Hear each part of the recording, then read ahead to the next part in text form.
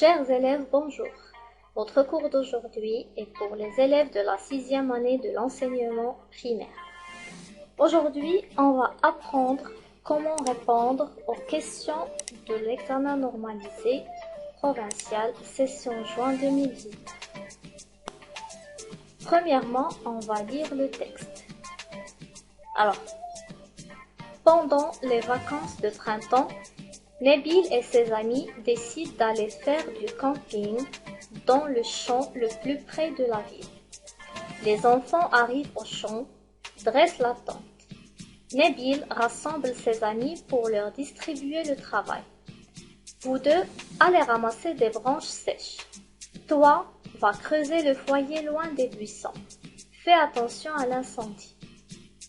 Tout le monde se met au travail. Nabil commence à déballer les ustensiles de cuisine et prépare le repas. Mais les deux amis qui sont allés ramasser les branches ne reviennent pas. Quel malheur! Où sont-ils allés? Demande Nabil. Maintenant, on va répondre aux questions de compréhension de l'écrit. Alors, pour la question numéro 1. Donne un titre au texte, c'est-à-dire on doit choisir un titre convenable au texte qu'on vient de lire.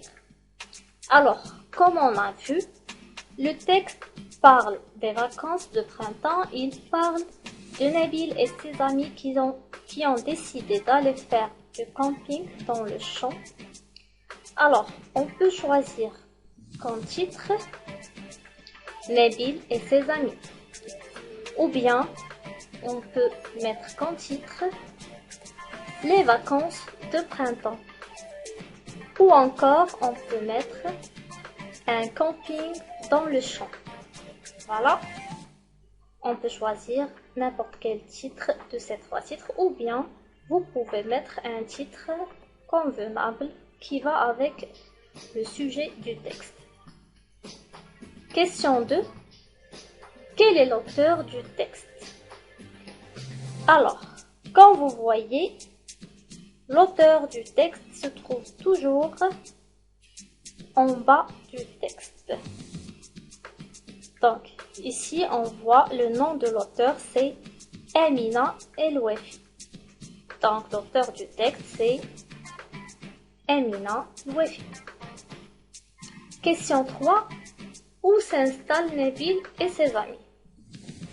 Alors, dans le texte, on a Nabil et ses amis décident d'aller faire du camping dans le champ le plus près de la ville. Les enfants arrivent au champ, donc ils s'installent au champ. Nabil et ses amis s'installent dans le champ.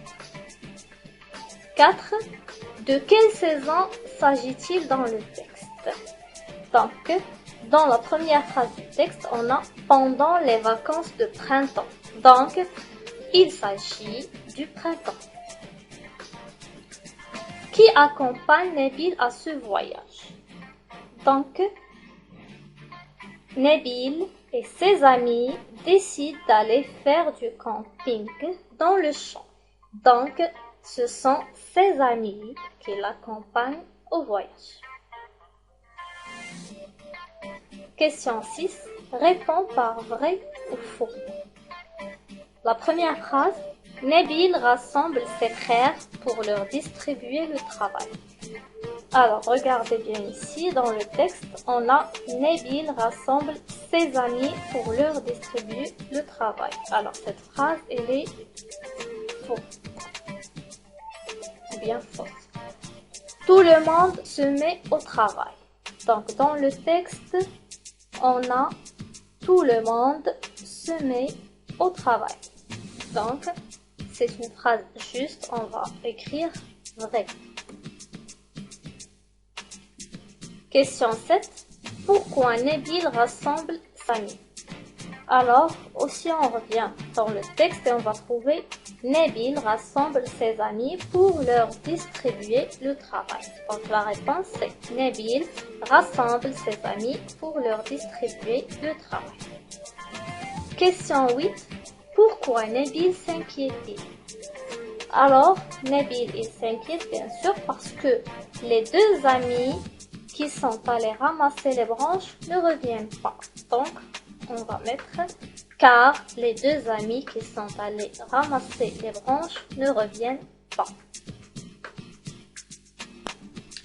Alors maintenant, on va passer aux questions sur les activités réflexives sur la langue. Premièrement, on a le lexique. Alors la question A, relie chaque mot à son antonyme. Antonyme, c'est-à-dire le contraire. Alors, grand, devant, blanc, noir, petit, derrière. On va commencer par grand. Donc, l'antonyme de grand, c'est petit. Devant. Le contraire ou bien l'antonyme de devant, c'est derrière. Et finalement, blanc, l'antonyme ou bien le contraire de blanc, c'est noir. B, entoure le mot qui n'a pas de préfixe dans chaque liste. Donc, pour la première liste, on a tenir, devenir, malheureux, infidèle.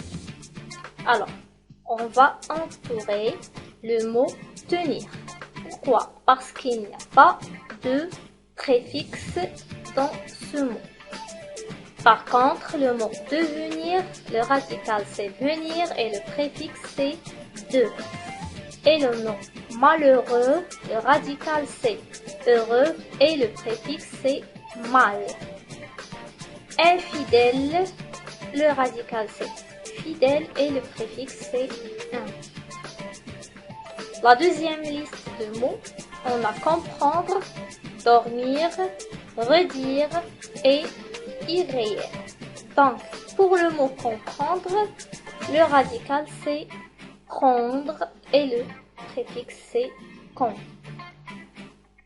Pour le mot dormir, il n'y a pas de préfixe, donc le radical c'est dormir, alors on va entourer dormir. Pour redire, le radical c'est dire et le préfixe c'est re. Pour le mot irréel, le radical c'est réel et le préfixe c'est ir. Alors, on a entouré tenir dans la première liste et dormir dans la deuxième liste. Pour la grammaire, la première question, c'est-à-dire la question A, transforme cette phrase à une phrase interrogative. Donc, on a la phrase « Tu peux conduire cette voiture ». Donc, on sait que il y a trois manières de transformer une phrase à une phrase interrogative. La première, c'est de laisser la phrase comme elle est et ajouter un point d'interrogation à la fin. Donc, on va écrire « Tu peux conduire cette voiture » et on va ajouter un point d'interrogation à la fin. « Tu peux conduire cette voiture » et voilà, c'est une phrase interrogative. La deuxième manière, c'est d'ajouter « Est-ce que » au début de la phrase et bien sûr, on ne doit pas oublier le point d'interrogation à la fin de la phrase. Alors, est-ce que tu peux conduire cette voiture? Et pour la troisième manière, c'est l'inversion du sujet avec le verbe et on va écrire « Peux-tu conduire cette voiture ?» Donc la réponse de cette question, c'est l'une de ces trois manières. On va choisir juste une. B. Entoure le groupe nominal sujet. Donc, on a la phrase « Nabil et ses amis décident d'aller faire du camping ». Comme on le sait déjà, le groupe nominal sujet, c'est celui qui exécute le verbe. Donc, et il est généralement placé avant le verbe. Donc, le verbe de cette phrase, c'est « décide ». Alors, on pose la question du groupe nominal sujet et qui est « qui ». Alors, qui décide d'aller faire du camping? Nabil et ses amis. Donc, le groupe nominal sujet de cette phrase, c'est Nabil et ses amis. Question C. Souligne le groupe verbal. Pour le groupe verbal, il s'agit du verbe et de tous les mots qui suivent le verbe. Dans cette phrase, on a Nabil commence à déballer les ustensiles de cuisine. Donc le verbe c'est commence. Alors le groupe verbal c'est commence à déballer les ustensiles de cuisine. On prend le verbe et tous les mots qui suivent le verbe. Question D. Encadre l'adjectif qualificatif et indique sa fonction. C'est-à-dire, est-ce qu'il est un adjectif qualificatif attribut ou bien il est un adjectif qualificatif épithète. On a la phrase « aller ramasser des branches sèches ». Donc, l'adjectif qualificatif, bien sûr, c'est le mot « sèche » parce qu'il décrit ou bien qualifie le mot « branche ». Pour sa fonction, c'est un adjectif qualificatif épithète parce qu'il suit directement le mot qu'il qualifie et c'est le mot branche. E désigne le complément circonstanciel et indique sa nature. On a complément circonstanciel de manière, complément circonstanciel de temps et complément circonstanciel de lieu.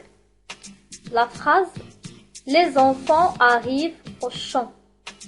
Donc, les enfants, c'est le groupe nominal sujet. Arrive, c'est le verbe. Au champ, c'est le complément circonstanciel. Donc, au champ, c'est le complément circonstanciel de lieu, bien sûr. Où arrivent les enfants? Les enfants arrivent au champ, donc il indique le lieu. C'est un mot circonstanciel de lieu. F. Transforme la phrase suivante à la forme négative. Tu creuses le foyer loin des buissons. Donc, on va transformer cette phrase à la forme négative, c'est-à-dire on va ajouter ne pas.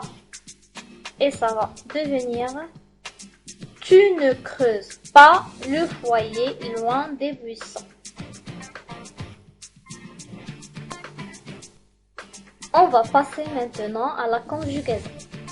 La question, c'est conjugue les verbes entre parenthèses au temps demandé.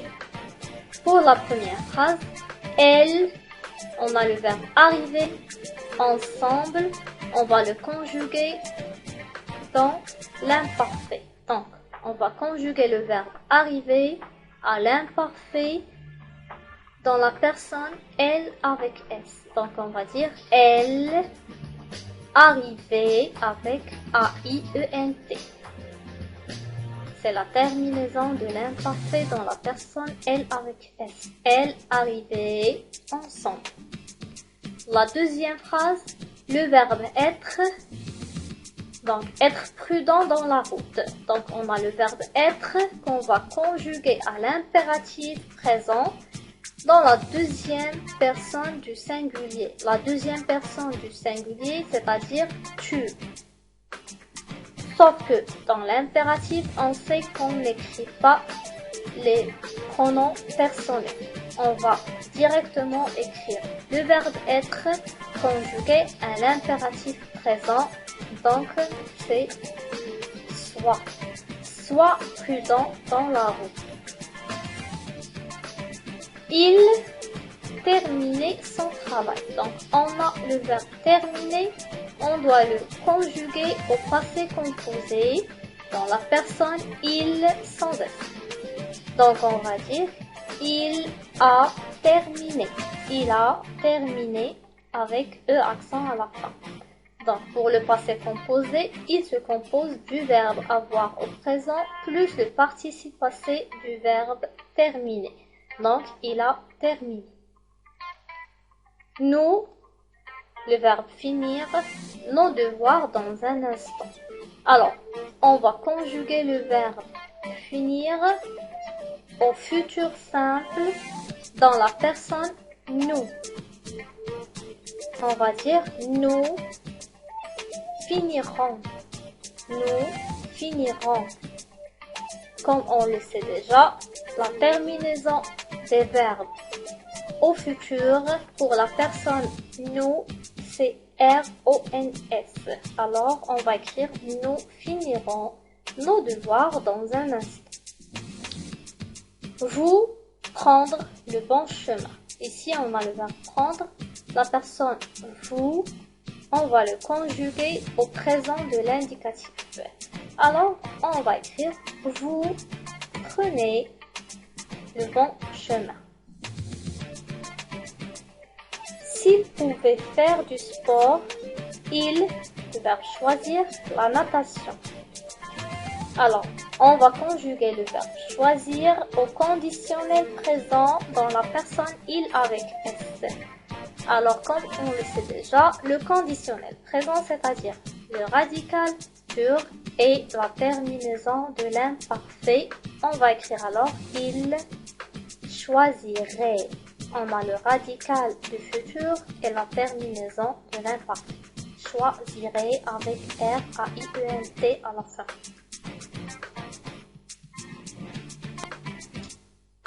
Pour l'orthographe, la question A, classe les mots suivants dans le tableau ci-dessus. On a les mots escarpé, fraîche, téléphone, gêné, prêt, complète.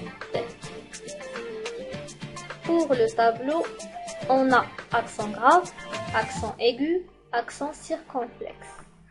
Alors, on va commencer par le premier mot, le mot escarpé. Regardez ici, on a l'accent aigu. Bien sûr, c'est l'accent qui tend vers la droite. C'est un accent aigu. Fraîche, on a un accent sous forme d'un chapeau, donc c'est un accent circonflexe. On va écrire fraîche dans la case de l'accent circonflexe. Téléphone, un accent qui tend vers la droite, alors c'est un accent aigu. Gêné, on a encore un accent sous forme de petit chapeau, donc c'est un accent circonflexe. On va écrire gêné dans la case de l'accent circonflexe. Prêt, c'est un accent qui tend vers la gauche cette fois, donc c'est un accent grave. Et complète aussi, on a un accent qui tend vers la gauche, donc c'est un accent grave. B, écris les mots entre parenthèses au pluriel. Si vous voulez faire des pique-niques, alors pique-nique, on va l'écrire au pluriel. Pique-nique, on ne va pas ajouter S au premier mot, on va ajouter le S au deuxième mot. N'oubliez pas d'apporter avec vous des tire-bouchons. Cette fois aussi, on va ajouter un S dans le mot tire parce que c'est un verbe, mais on va ajouter le S au mot bouchon. Tire-bouchon, des tire-bouchons. C, complète cette phrase par ET ou bien EST, le verbe être au présent. Nabil rassemble ses amis, distribue le travail. Donc Nabil rassemble ses amis et distribue le travail. On va écrire le ET.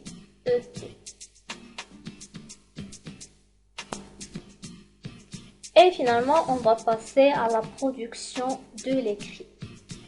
Première question, mets en ordre les éléments du texte suivant.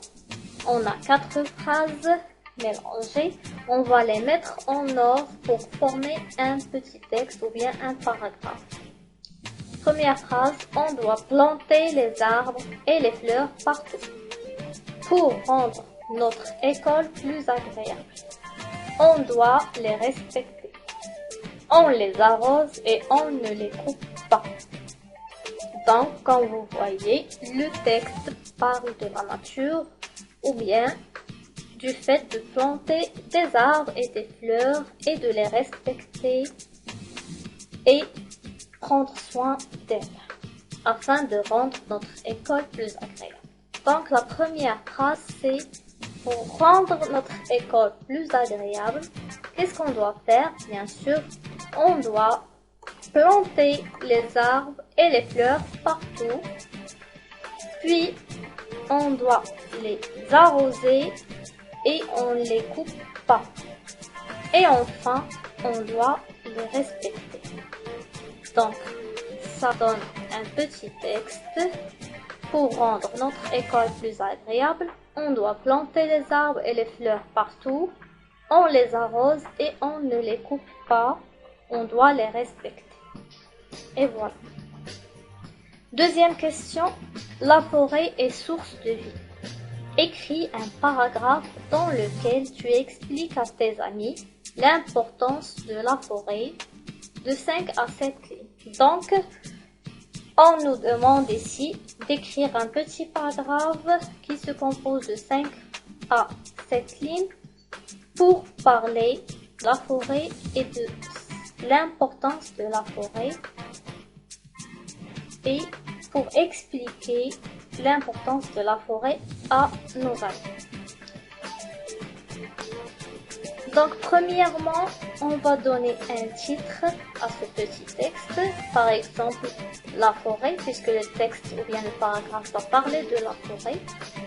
Et voici un exemple d'un texte qui parle de l'importance de la forêt.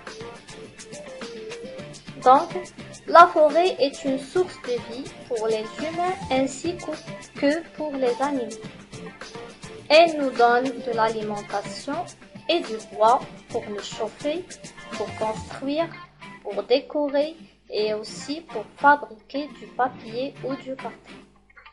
Les arbres de la forêt absorbent le carbone, CO2 et nous offrent l'oxygène. La vie sans oxygène est impossible, bien sûr. La forêt est très importante pour toute la planète. Il faut bien la protéger. Et voilà mes chers élèves, nous avons terminé l'examen. J'espère que vous avez bien compris. Je vous souhaite très bon courage. N'oubliez pas de vous abonner sur ma chaîne pour recevoir les prochains examens.